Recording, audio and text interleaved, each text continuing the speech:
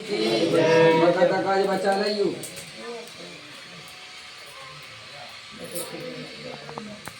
एक समय ने में सारंग तीर्थ में सोनकादि 88,000 ऋषियों ने श्री सूत जी महाराज से पूछा कि हे प्रभु, इस उनका उद्धार कैसे होगा और गड़े हो गए तो तब उन्होंने बड़े प्रसन्न मन की भाव भक्त मुनियों और अपने शिष्यों से सब सोनकादि मुनियों ने हाथ जोड़कर पूछा कि महर्षि जी कलयुग में सब मनुष्य पाप करने में तत्पर हो, वेद विद्या से रहते होंगे, उन सबका उद्धार किस प्रकार होगा? सूत जी, किस तरह थोड़े समय में पुनः प्राप्त ऐसा कोई व्रत कहिए जो मनुष्य ज्ञानी रूपी रत्न से दूसरे को संतुष्ट करते। उन्होंने मनुष्य धारण किए हुए नारायण के जन सूत जी बोले कि मुनि श्रेष्ठ, तुम धन हो, तुम वैष्णव पूज के आप सब प्राणियों के हित चाहते हो। सोनकादि के सैनिक सुनो, आज आप लोगों से उस व्रत को कहूंगा जिस व्रत को एक दिन तुम्हारी भांति से ही नारद सिंह लक्ष्मीपति से पूछा था। जिस प्रकार उन्होंने नारद जी से कहा था, तो ऋषि लोग आपसे कहता हूँ सावधान होकर सुनिए।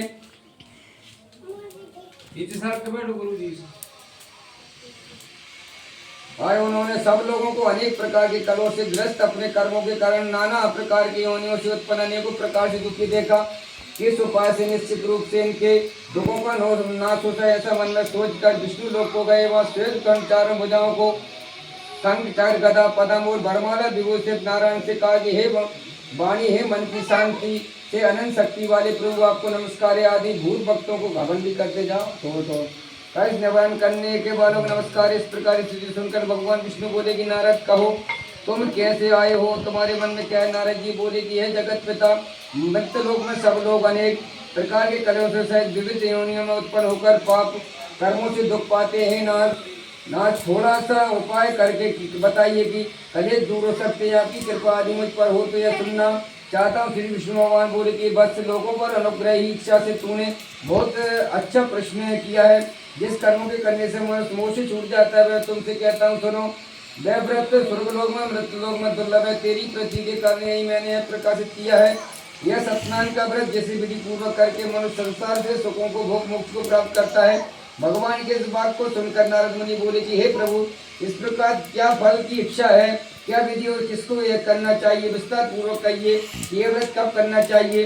श्री भगवान बोले कि नारद, सत्यनारायण भगवान का व्रत दुख नादि विनाशक और धन धान की वृद्धि करने वाला, विजय सौभाग्य और संतान देने वाले यह व्रत किसी भी दिन भक्ति और श्रद्धा से युक्त मनुष्य धर्म की तत्पर होकर करे। ब्राह्मणों बांधवों के साथ लेकर सायंकाल के समय श्री सत्यनारायण भगवान का पूजन करे। भक्ति पूर्वक केला फल घी गेहूं चूर्ण आदि उत्तम भक्ष्य पदार्थों को सब शेयर करके नैवेद्य स्वजनों से कथा श्रवण ब्राह्मणों के दक्षिणा दे। उसके बाद स्वजनों के साथ ब्राह्मणों को भोजन करावे। भक्ति पूर्वक प्रसाद को खावे, भजन कीर्तन करके फिर सत्यनारायण भगवान का भजन करते ही अपना समय व्यतीत करे। इस तरह कथा करने से मोक्ष निश्चय पूरी हो जाती है। विशिष्ट कलिकाल में भूमि पर एक मोक्ष का स्वरूप है। इसी श्री सत्यनारायण भक्तायम बजा प्रथम अध्याय बोले सत्यनारायण भगवान की जय, सत्यदेव शंकर भगवान की जय।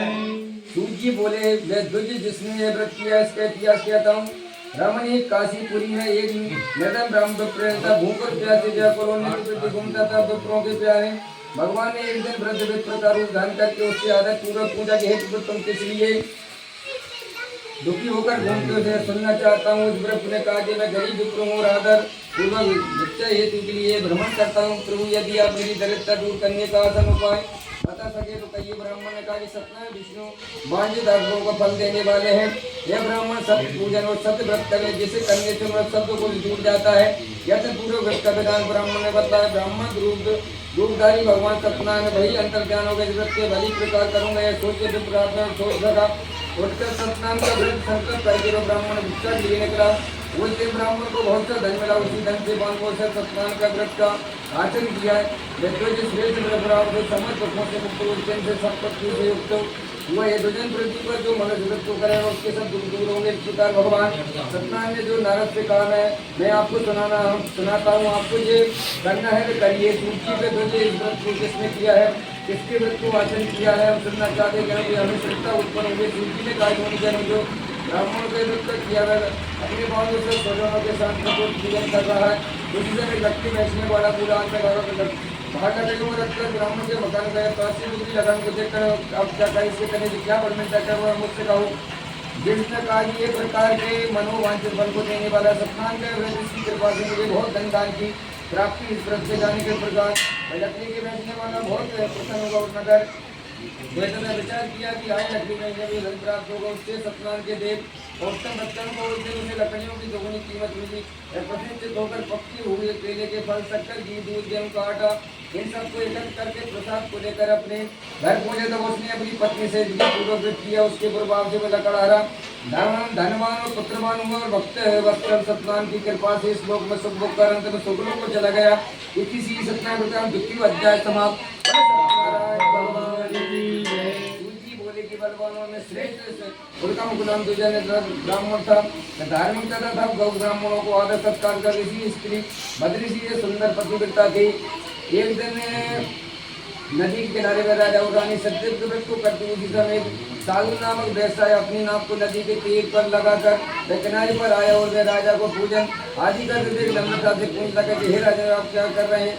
इसके करने से क्या बने? विष्णु भगवान पूजन धन दान एवं संतान प्राप्ति इच्छा से किया। साधु जैसे राजा को नमस्कार करके बोला कि हे राजा इस प्रकार को आप मुझे बताइए होगा।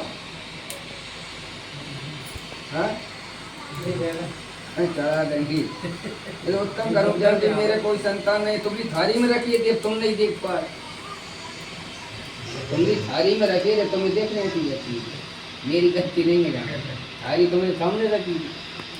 इस प्रकार राजा उल्कामुख ने जाकर साधु ने अपने आकर कहा कि इस बात संकल्प किया कि अब मुझे संतान उत्पन्न होगी तब मैं सत्यनारायण का व्रत करूंगा। सब देव की कृपा थोड़े ही दिनों में उसकी स्त्री लीलावती गर्भवती हुई। 10वें मास में धर्मनारायण सबने लीलावती के गर्भ से आदि सुंदर कन्या का जन्म हुआ और वे कन्या शुक्ल की चंद्रमा की ज्योति के समान थोड़े ही दिनों में वृद्धि को प्राप्त हो गई। तब साधु व्यास ने अपनी स्त्री के साथ कन्या का नामकरण कराया। उसका नाम कलावती रखा क्योंकि वह भगवान के आशीर्वाद से पैदा हुई थी। उस समय लीलावती अपने स्वामी से हाथ जोड़कर बोली कि हे स्वामी, अपने जो व्रत करने का संकल्प किया था अब उसे क्यों नहीं करते? साधु बोला कि हे प्रिय व्रत को मैं इसके बाद सब अवश्य करूंगा। इस प्रकार अपनी स्त्री को समझाकर साधु वहां से व्यापार को चला गया। लौटकर आने पर वैश्य ने एक दिन सखियों के साथ खेलती हुई कन्या के विवाह योग देखकर दूतों को बुला भेजा और कहा कि कन्या के योग पर विचार करके ले आओ। वैश्य की आज्ञा पर दूर कंचन नगर पहुंचा और उस नगर में बड़े पुत्र को लेकर साधु के पास आया। उस सौंदर्य युक्त लड़के को देखकर भाई बंधुओं सहित कन्या का विधि विधान से बड़े पुत्र के साथ विवाह कर दिया। अब बस विवाह के समय में व्रत को करना भूल गए। अपने कर्म में लीन वैश्य अपने जमाता के साथ लेकर व्यापार के लिए समुद्र सुंदर रमणीक पुरी नगर में पहुंचे और वहाँ वैश्य जमाता के साथ व्यापार करने के फिर दोनों चंद्रकेतु नगर में जा पहुंचे। सत्संग का पालन करने के कारण श्री सत्यनारायण भगवान वैष्णव पवित्र हो गए। उन्होंने उस विद्या आसन को दंड देने का निश्चय किया। एक दिन राजा का धन चुराकर चोर उसी स्थान पर आए जहाँ दोनों वैश्य ठहरे हुए थे। चोर अपने पीछे आदि राक्षसों को देखकर डर के मारे सारा धन वहीं पर रखकर छिप गए और राक्षसों को वैश्य के पास राजा के माल को देखा तो इन दोनों को बांध कर ले गए। राजा के समीप जाकर कहने लगे कि स्वामी हम इन चोरों को पकड़ कर आए, इनके देख कर आज्ञा दें। राजा की आज्ञा अनुसार दोनों को जेल में डाल दिया। सत्यनारायण की माया से किसी भी ने भी उनकी बात नहीं सुनी। चंद्रकेतु राजा ने उनको माल जब्त कर लिया। उधर सत्य को छोड़ने के कारण जैसी स्त्री की बहुत दुखी हुई जो धन न घर में चोर चुरा कर ले शारीरिक और मानसिक आदि से धोकर की तलाश में वे घर के करने लगी। एक दिन वह कन्या भूख से दुखी होकर एक दूध के मकान में गई और वहाँ भगवान सत्यनारायण के व्रतों को देखा। उसने भी कथा सुनी और व्रत की याचना की। प्रसाद खाकर जब वह रात को घर लौटी तो कन्या के व्यापार से पूछा कि हे पुत्री रात को कहीं रही और तेरे मन में क्या? गर्भवती ने सीधी माता से कहा कि दूज के मकान और मनोवांछित बल देने वाली व्रत कथा सुन रही थी। यह बात सुनकर वह प्रसन्न हुई और व्रत करने को तैयार हो गई। तब उसी साधु ने अपने बंधु से श्री रिश्तेदारों से व्रत किया और वर मांगा कि मेरी पति जमाता शीघ्र आ जाए घर लौटे। भगवान में आप मेरे भर्ता को जमाता अपराधों को क्षमा करे। इस व्रत के प्रसन्न होकर श्री सत्यनारायण ने स्वप्न में राजा चंद्रकेतु को दर्शन ने कहा, राजन प्रातः दोनों को बड़े पदों छोड़ देना और उनका जो भगवान करते जाओ यार रखो जैसा कहा राजा प्रातः दोनों बड़े पदों छोड़ देना और उनका जो धन दिया है उन्हें दे देना, नहीं तो राजधन पुत्र तुम्हारा नाश कर दूंगा। तब राजा ने स्वजनों से सभा में बैठकर सबको अपना सपना सुनाया पर कहा कि दोनों बड़े पुत्रों को छोड़ दो। राजा को हुक्म सुनकर मंत्री दोनों वैश्यों को कारागार में चढ़ाकर राजा के पास लाया और नियम पूर्वक बोला कि ये दोनों बड़े आपके सामने है। दोनों बड़े पुत्रों ने राजा को नमस्कार किया जाए। राजा ने उनसे आदर पूर्वक कहा कि भागवत तुम्हें बड़ा कष्ट हुआ है, अब कोई भय नहीं है। भय की बात नहीं, पर बेड़ियां कटवा कर तथा स्नान आदि कर्म करा के राजा ने उन्हें सुंदर वस्त्रों आभूषण देकर तथा मीठे वचन कहकर प्रश्न किया। पहले उनका जो धन दिया था उससे दुगना दिया और राजा ने कहा कि वैसा आप अपने घर को जाओ। राजा को दंडवत कर खुशी के वे दोनों महाजन अपने घर को चले गए। बोली श्री सत्यनारायण भगवान की जय, सत्यदेव शंकर भगवान की जय। चौथा अध्याय प्रारंभ। सूत जी बोले, उस साधु व्यास ने आवश्यक मंगल कार्य करके तथा ध्वजों को देने कर नगर के लिए प्रस्थान किया। थोड़ी दूरी गया था कि भगवान सत्यनारायण ने दंड साधु का भेद धरकर उसे सत्य और असत के जानने के विचार से पूछा कि बड़क पुत्रों को तुम्हारे नाम में क्या आप मड़क पुत्रों में अनादर और माहौल होल की भाव से कार्य दंडी में तुम किस लिए पूछते हो कि क्या धन लूट कर ले जाने की इच्छा है, लेकिन मेरी नाम में तो पत्ता ले बेल भरे हैं। ऐसे कठोर वचनों को सुनकर तेरा वचन सत्य जैसे दंडी साधु कुछ दूर चले गए, समुद्र किनारे बैठ गए। वो दंडी के जाने न बड़े पुत्रों ने कर्मों से अचानक हल्की होने के कारण ऊपर ना पूछ के चमक लिया, ना में बेल पत्ती देकर जमीन पर गिर पड़ा। उसका धमाल बोला गया, सोने दंडी का श्राप है। उनकी सन तभी हमारी मनोकामना पूरी होगी। दंडी के देखकर भक्ति पूर्वक नमस्कार किया और आदर पूर्वक बोला कि मैं जो अवजेश है उनकी क्षमा करो। ऐसा कहकर मानस होकर भगवान बोले, बड़क पुत्र मेरी आज्ञा तुम बार बार दुख प्राप्त हुआ है तो मेरी पूजा। साधु बोले, भगवान मैं आपकी मोह से ब्रह्मा आदि आपको रूप को नहीं जानता, ज्ञानी मैं कैसे जान सकता हूँ। प्रसन्न मुझे पूजन को मेरी इच्छा करो, पहले के समान नौका में दबा दो। अंतर सत्यनारायण भगवान अंतर ध्यान हो गए। वेद का पूर्ण पूरा हुआ। उसने विधि पूर्वक भगवान सत्यनारायण की पूजन अर्चना की। तत्पश्चात धन से पूरित नाव को यत्न से तैयार करके वे अपने घर को चले। नगर के समीप पहुंचने पर प्रसन्न होकर बड़क के अपने एक सेवक को घर भेजा। उसने नगर में जाकर बड़क की स्त्री का हाथ जोड़कर प्रणाम करके कहा कि महाराज साधु जमाता से आदर पूर्वक अपार धन लेकर इस नगर के समीप गए। दूत के मुंह से बात सुनकर हर्षित हुए। कलावती ने सत्यनारायण की पूजा समाप्त की और पुत्री से कहा कि मैं स्वामी के दर्शन को जाती हूँ, आप पूजा समाप्त करके जल्दी आना। माता के वचन सुनकर वह व्रत के वहीं समाप्त कर प्रसाद को छोड़कर पति के पास चली गई, जिससे भगवान ने हृष्ट होकर उसके पति को नाव से पानी में डुबो दिया। कलावती अपने पति को नाव देकर जमीन पर नौका डूबा कन्या करो। बड़क पुत्र बोला, क्या आश्चर्य हुआ। उसी स्तन पर लोग आश्चर्यचकित हो गए और माता कन्या को दुखी देखकर बेहद हो रोते हुए अपने पति से बोली, नाव के साथ ये जमाता कहाँ गए। सत्यनारायण की महिमा से कौन जान सकता है। जब लड़की के पति की खड़ाऊ लेकर उसके पीछे डूब जाने की बात कही तो साधु अत्यंत शोक समाप्त हुआ। वो सोचने लगा कि भगवान ने ही जमाता को नाव अपहरण किया है। सत्यनारायण की माया का भ्रमण हुआ है। आगे तो वैभव विस्तार से सत्यनारायण की पूजन करूंगा। इस प्रकार बड़क के सबको बुलाकर अपना मनोरथ व सत्यनारायण भगवान को बार बार नम्र भाव से पृथ्वी पर दंडवत कर हरि गुणगान करने लगा था। दोनों ने परिचालक सत्यनारायण से कृष्ण और आकाशवाणी द्वारा तेरी कन्या प्रसाद को छोड़ पति दर्शन के लिए जाई है। अब वह घर पर प्रसाद को खाकर आगे इसी अवश्य की प्राप्त मिलेगा। कन्या से आकाशवाणी सुनकर लटक पर रह गई और इसी प्रसाद खाया। उसके बाद लौट कर आई तो अपने पति को देखा। तब कलावती कन्या अपने पति से बोली कि आप घर चलिए, देरी क्यों कर रहे हो। घर चलकर भगवान सत्यनारायण का पूजन करना। कन्या के वचन सुनकर प्रसन्न हो अपने जाकर बड़क पुत्र ने विधि विधान से भगवान सत्यनारायण का पूजन किया। इसके बाद पूर्णिमा एवं संक्रांति को भगवान सत्यनारायण का पूजन करने लगा। वह संसार में सुख भोग कर अंत में समय वैकुंठ को चला गया। बोलो भक्त वत्सल भगवान सत्यनारायण भगवान की जय। तस्वीर तो रखी नहीं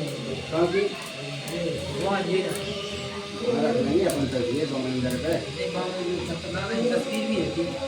ये तो है सत्यनारायण देख लिया। भाव की बात नहीं, नहीं आदमी भटक तो रही है, बहुत भटक गया। सूर्य बोले, ये मुनीश्वर अब मैं और भी कथा सुनाता हूँ। प्रजा पालन में सर्वत्र संगन नाम था। श्री सत्यनारायण के प्रसाद को छोड़कर मेरी बहुत लोगों को प्राप्त हुआ। एक समय मैं वन में घूमता हुआ एक बड़े वृक्ष के पास आया, जहाँ की भक्ति भाव ग्वाल बांधवों से भगवान श्री सत्यनारायण के व्रत कर रहे थे। राजा गर्व के कारण उसके पास न गया और न ही उसने भगवान को प्रणाम किया। फिर ग्वालों ने पूजन के बाद उसको प्रसाद दिया तो राजा ने प्रसाद भी न लिया। अब इस आचरण के कारण उसके 100 पुत्र नष्ट हो गए। बहुत दुखों को पाने के बाद राजा ने निश्चय किया कि मेरा जो धन धनादि वैसा भगवान सत्यनारायण ने नष्ट कर दिया, इसलिए मैं वहाँ जाता हूँ जहाँ सत्यनारायण भगवान का पूजन हो। रात तब ग्वालों के पास गया और ग्वालों सहित विधि पूर्व हुआ सत्यनारायण का पूजन किया तो उनकी कृपा से धनवान और पुत्रवान हुआ। इस श्लोक में सुख भोग कर अंत में वैकुंठ को चला गया। जो इस परम दुर्लभ सत्यनारायण का भगवान के व्रत को करेगा, इस कथा को भक्ति पूर्वक सुनेगा तो सत्यनारायण की कृपा से धन संतान एवं समस्त सुखों की प्राप्ति होगी। दरिद्र को धन उपलब्ध होगा और राज दरबार में विजय मिलेगी। भयभीत हुआ वह से छूटेगा। इस लोक में मनोवांछित फल भोग कर अंत में सत्यपुरी को प्राप्त होगा। ये मनुष्य इस प्रकार सत्यनारायण की पूजा विशेष फल देने वाली है। कई मनुष्य इसे काल कहेंगे, कोई सत्यनारायण और कोई सत्यदेव कहेंगे। अनेक रूपों में धर्म किया गया। यह संतान रूप मनोकामना को पूर्ण करने वाला है। मुनीश्वर जो इसे निश्चय पड़ेगा या सुनेगा, सत्यदेव की कृपा से उसके पाप सब नष्ट होंगे। जब जिन्होंने पहले सत्यनारायण का व्रत किया है, दूसरे जन्म का कहता हूँ बहुत बुद्धिमान सतानंद, अगले जन्म में सुदामा ब्राह्मण हुआ जो श्री कृष्ण का ध्यान करके मोक्ष को प्राप्त हुआ। लकड़ी उठाने वाले भीलों को राजा गोवा बना। अगले जन्म में श्री राम का सेवक होकर मोक्ष को पाया। धार्मिक को सत्यवक्ता वेशबंद मूर्ख ध्वज हुआ, अपने शरीर को अर्धनाथ कटवा कर मोक्ष को प्राप्त हुआ। उल्कामुखी नामक महाजन राजा दशरथ हुआ जो श्री राम को पुत्र रूप में प्राप्त करके वैकुंठ को चला गया। महाराज तुंगा दुष्समन हुए जो सबको श्रीमद् भागवत उपदेश देकर वैकुंठ को प्राप्त हो गए। बोले सत्यनारायण भगवान की जय। सत्यदेव शंकर भगवान की जय। जय। कभी मज का साधन हाँ बहुत है वो। चलो प्रसाद दे भैया, प्रसाद दे।